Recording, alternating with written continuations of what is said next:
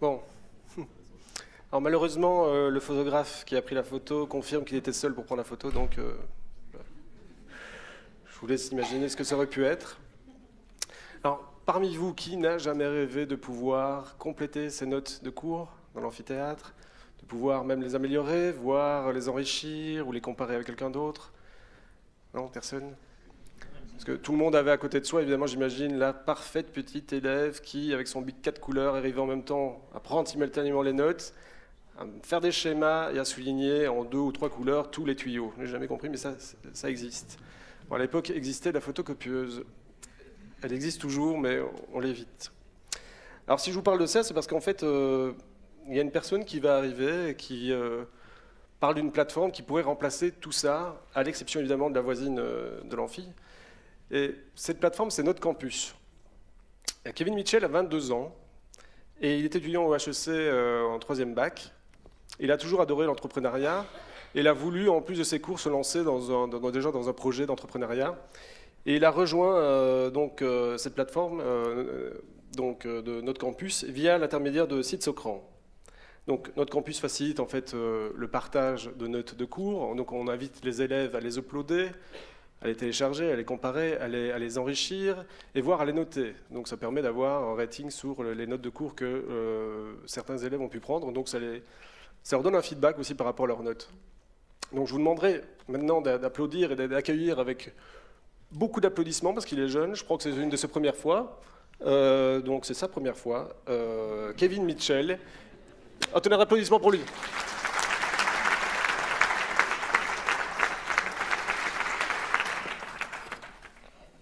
Voilà, donc en fait c'est ma 2e fois, c'est trompé mais bon c'est pas grave. Donc voilà, on peut démarrer. Bonjour à tous, donc comme on vient de vous le dire, je m'appelle Kevin Mitchell, donc je suis étudiant en 3e bac à HEC et en parallèle donc j'ai cofondé Notre Campus, donc un site qui permet aujourd'hui à 10 000 étudiants de partager des informations sur leurs cours, des documents de tout type avec les membres de leur classe. Donc pour préparer cette présentation sur donc le thème du Knowledge Mutation, j'ai discuté avec plein d'amis de différentes filières pour tenter de savoir un petit peu, avec en plus des données venant du site bien sûr, pour tenter de comprendre comment eux fonctionnaient lorsqu'ils étudiaient. Mais la première chose, c'est que je me suis dit tout simplement je vais regarder ce que moi je fais, comment est-ce que je fonctionne, donc j'ai fait de l'introspection. Je me suis demandé mais comment est-ce que moi je fonctionne quand j'essaye d'apprendre une matière. Et alors là, il y a beaucoup d'idées qui me sont venues en tête, beaucoup de souvenirs, et un en particulier, assez difficile, certains parmi vous sont peut-être passés par là, c'est apprendre le cours de comptabilité. Voilà. Donc le cours de comptabilité, il faut savoir que c'est l'une des matières les plus importantes donc, de HEC. C'est une matière qui, en tout cas quand on démarre, on ne peut pas l'apprendre par cœur. Il ne faut pas l'apprendre par cœur, il faut connaître tout vraiment profondément, donc comprendre la matière.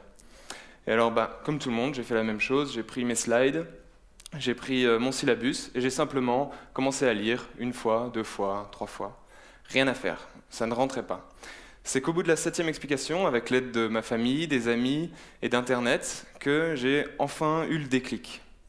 Et alors je me suis dit, mais pourquoi c'est seulement au bout de la 7e explication que j'ai eu ce déclic? Est-ce que toutes les autres explications étaient achetées à la poubelle? Est-ce que c'était moi ou les autres? Enfin voilà. Et au final, je me suis rendu compte que c'était pas du tout ça, c'est juste que chaque personne qui m'expliquait la matière l'avait expliquée d'une manière totalement différente, mais ils parlaient tous du même cours. Et il a suffi à la 7e personne de m'expliquer quel était ce cours avec des exemples qui me parlent beaucoup plus à moi, pour qu'en fait le nuage se dissipe. Ce que j'ai remarqué aussi, c'est que beaucoup d'étudiants amis avaient eu ce déclic en fait à une période totalement différente. Ça variait de 15e explication à 2e lecture du cours. Certains n'ont toujours pas compris, je vous rassure. Et au final, tout ça dépendait uniquement de la personne qui allait leur expliquer, la manière dont elle allait le tourner. Et c'est en réalisant ça que je me suis rendu compte du travail des professeurs. Effectivement, ils ont un temps limité pour raconter une histoire, un cours, en étant le plus exhaustif possible, ce qui les force forcément à choisir un angle d'attaque vers cette explication, qui pour eux représente l'angle le plus adéquat et le plus simple à comprendre par l'étudiant. Mais là, je me suis dit, il y a quand même des profs, certes, ils sont experts dans leur domaine, ils sont vraiment incontestablement bons, Mais alors le problème, c'est que niveau pédagogique, c'est zéro, quoi. Il n'y a rien du tout à tirer, et ils n'arrivent pas à comprendre là où nous, on a des problèmes, en fait. Mais c'est pas très grave, parce que l'objectif, c'est aussi de permettre aux étudiants d'apprendre à se débrouiller, parce que c'est ça les études aussi, se débrouiller. Et qu'est-ce qu'ils font? Ben voilà, ils se débrouillent. Ils vont voir leurs amis, ils apprennent avec eux, ils écrivent des synthèses qu'ils partagent, ils récupèrent des notes de cours, et c'est comme ça que ça fonctionne dans la vie étudiante. Et donc, plusieurs fois, moi ça m'est arrivé de demander énormément d'aide à beaucoup de gens en particulier, mais voilà, au final j'ai trouvé ça totalement logique comme mécanisme, puisqu'au final j'ai beaucoup plus de chances de comprendre une explication qui m'est fournie par un ami, qui vit dans la même ville, qui a le même âge, qui a les mêmes vécus que moi, et donc qui connaît aussi peut-être les choses, des exemples qui me rappelleront plus de choses, que si c'était n'importe qui. Donc son explication me parle beaucoup plus. Il y a un autre aspect aussi qui intervient dans la compréhension d'une matière, toujours d'après moi, c'est l'affinité qu'on a avec une matière. Moi j'ai toujours bien aimé l'économie, les statistiques beaucoup moins, j'ai eu 14 ans en microéconomie, j'ai eu 10 en statistiques, j'ai plein d'amis pour qui c'était exactement le contraire. Ça pour dire que l'intelligence c'est une chose, mais l'affinité qu'on a avec une matière joue peut-être largement plus. Donc là, j'ai mis des exemples pas du tout extrêmes, mais qui représentent bien ce que je veux dire. Donc la plupart d'entre eux étaient très très bons, des génies dans leur domaine, mais avaient vraiment des lacunes dans d'autres qui n'ont jamais été totalement mises en avant, évidemment.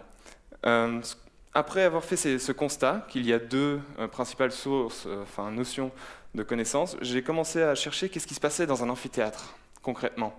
En fait, on a le professeur qui envoie une information brute aux élèves, et puis ensuite, il y a certains d'entre eux qui vont avoir de l'affinité avec la matière, qui vont bien aimer l'explication du prof, qui vont simplement se l'approprier, le retransformer et le redistribuer au reste des étudiants. C'est ce qui se passe concrètement, d'après moi. Et voilà. Et au final, c'est très bien parce que ça leur permet aussi à eux de s'améliorer, puisque on rentre dans une autre catégorie de compréhension de la matière. Au final, on ne fait que confirmer que l'on sait ce qu'on apprend aux autres. Et tout ça pour dire que je pense que la direction que doit prendre la transmission du savoir, c'est vraiment de généraliser tout ça, de permettre à tout le monde d'avoir un rôle aussi d'éducateur plutôt que de simplement éduquer, comme disait un des anciens présentateurs. Et avec cette mentalité, on réalise que Internet est un superbe outil, formidablement efficace. C'est la raison pour laquelle on a créé notre campus avec deux amis. Et en analysant des données que j'ai pu recueillir sur notre campus, mais aussi de nos différents sondages avant la création de la start-up, pendant la création de la start-up, on s'est rendu compte qu'il y avait des chiffres assez impressionnants. Là où avant les gens partageaient une synthèse entre 10 personnes au bout de 2 mois, aujourd'hui en un seul clic, ils ont accès à une centaine de synthèses et qui peut être distribuée à toute la classe. On a beaucoup d'exemples de synthèses qui ont été effectivement téléchargées plus d'une centaine de fois en moins de 2 semaines.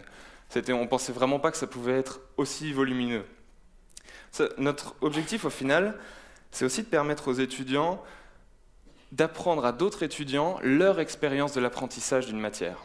Un peu compliqué comme phrase, mais c'est vraiment ça, c'est essayer de faire en sorte que n'importe qui puisse, au final, d'une manière ou d'une autre, apprendre ce qu'il est venu chercher en poursuivant des études supérieures, le savoir qui va lui permettre de trouver un job, en plus de l'expérience, effectivement.